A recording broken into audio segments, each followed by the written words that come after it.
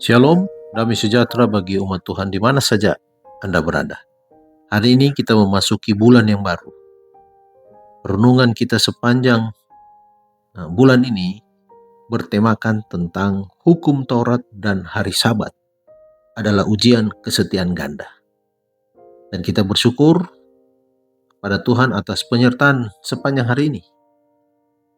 Malam ini kita berkumpul untuk merenungkan firman Tuhan, mengucap syukur atas segala kebaikannya, serta menyerahkan hidup dan hari esok ke dalam tangan Tuhan. Mari kita berdoa. Bapa yang penuh kasih, kami mengucap syukur atas berkat dan penyertaan-Mu sepanjang hari ini. Saat kami akan memasuki waktu perenungan, bukalah hati dan pikiran kami agar dapat memahami firman-Mu. Dan biarlah Roh Kudus menuntun kami, sehingga apa yang kami dengar dan renungkan menjadi berkat, serta menguatkan iman kami. Kami menyerahkan seluruh waktu ini ke dalam tangan-Mu. Di dalam nama Tuhan Yesus Kristus, kami sudah berdoa. Amin. Judul renungan malam ini, Hukum Taurat Tuhan. Ayat renungan diambil dari kitab Mazmur pasal 119 ayat 1. Firman Tuhan berkata, "Berbahagialah orang yang hidupnya tidak bercelah, yang hidup menurut Taurat Tuhan." Dari sejak awal pertentangan besar di surga, sudah menjadi tujuan iblis untuk membuangkan hukum Allah.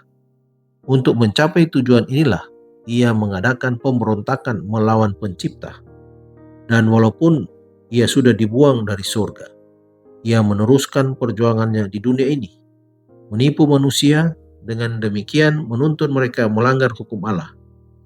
Adalah tujuan yang tetap diusahakannya. Apakah ini dicapai dengan mengesampingkan seluruh hukum itu sekaligus, atau dengan menolak salah satu ajarannya? Hasilnya sama saja. Ia yang mengabaikan satu bagian, melanggar seluruh hukum itu. Pengaruh dan teladannya ada pada pelanggaran. Ia bersalah terhadap seluruhnya. Yakobus 2 ayat 10. Dalam upayanya untuk menghinakan hukum Allah, iblis telah memutarbalikkan doktrin-doktrin Alkitab. Dengan demikian, kesalahan-kesalahan telah dimasukkan ke dalam iman ribuan orang yang mengaku percaya pada Alkitab. Pertentangan terakhir antara kebenaran dan kepalsuan adalah perjuangan terakhir pertentangan yang sudah berlangsung lama mengenai hukum Allah. Peperangan yang sedang kita masuki ini ialah peperangan antara hukum-hukum manusia dan ajaran-ajaran Tuhan, antara agama Alkitab dengan agama dongeng dan tradisi. Agen-agen yang akan bersatu melawan kebenaran dan keadilan dalam perjuangan ini sekarang sedang giat bekerja. Firman Allah yang kudus yang telah diturunkan kepada kita melalui penderitaan dan darah hampir tidak dihargai. Alkitab dapat dijangkau oleh semua orang, tetapi hanya sedikit orang yang menerimanya sebagai penuntun hidup. Kefasikan merajalela sampai ke batas yang mengkhawatirkan, bukan saja di dunia, tetapi juga di dalam gereja. Banyak yang menyangkal doktrin-doktrin yang menjadi tiang-tiang kepercayaan Kristen. Fakta-fakta besar mengenai penciptaan sebagaimana yang dinyatakan oleh penulis-penulis yang diilhami, penjatuhan manusia, penyucian, dan keabadian hukum Allah secara praktis ditolak, baik secara keseluruhan maupun sebagian, oleh sebagian besar yang mengaku sebagai Kristen. Ribuan orang yang menyombongkan diri atas hikmat dan kebebasan mereka, menganggapnya sebagai kelemahan untuk menaruh keyakinan sepenuhnya kepada Alkitab. Mereka pikir itu sebagai bukti talenta dan pengetahuan yang tinggi bila mana mereka mengecam Alkitab dan menyangkal kebenaran yang paling penting. Dikutip dari buku Alfa dan Omega jilid 8, halaman 612-613. Mari berdoa. Bapa kami yang di surga, kami bersyukur atas firman-Mu yang telah kami baca dan renungkan malam ini.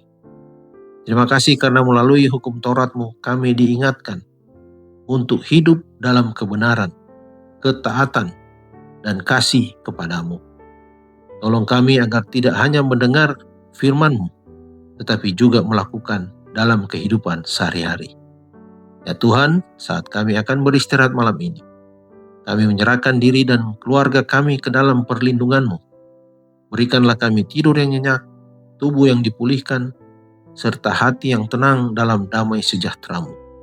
Jauhkan kami dari segala bahaya, kekhawatiran, dan hal-hal yang tidak berkenan di hadapan Tuhan. Kami juga menyerahkan seluruh aktivitas kami esok hari ke dalam tangan-Mu. Pimpin setiap langkah, keputusan, pekerjaan, pelayanan, dan perjumpaan kami. Berikan hikmat, kesehatan, kekuatan, serta hati yang senantiasa berpegang pada firman-Mu. Biarlah melalui hidup kami, nama Tuhan dimuliakan. Terima kasih Tuhan untuk penyertaan-Mu yang tidak pernah meninggalkan kami. Di dalam nama Tuhan Yesus Kristus kami berdoa dan bersyukur. Amin. Selamat malam, selamat beristirahat. Dan Yesus memberkati.